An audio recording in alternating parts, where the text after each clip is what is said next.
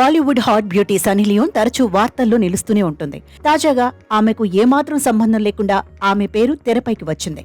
కారణం, Uttar Pradesh police constable exam admit కార్డులో ఆమె పేరు ఉండటమే కాదు, ఆమె ఫోటోలు కూడా ఉన్నాయి. దాంతో అక్కడి సైబర్ సెల్ దీన్ని పరిశీలించాల్సిన పరిస్థితి వచ్చింది.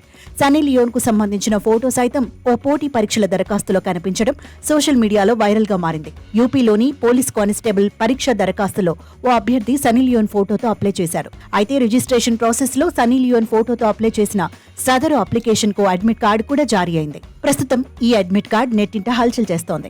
నవ్స్థిర్వాలోని శ్రీమతి సోనేశ్రీ మెమోరియల్ బాలికల కళాశాల సన్నీ లియోన్ కు పరీక్షా కేంద్రంగా కేటాయించబడటం గమనార్హం. ఫిబ్రవరి 17, 18 2 రోజుల పాటు యూపీలో పోలీసు ఉద్యోగాలకు పరీక్షలు జరుగుతున్నాయి.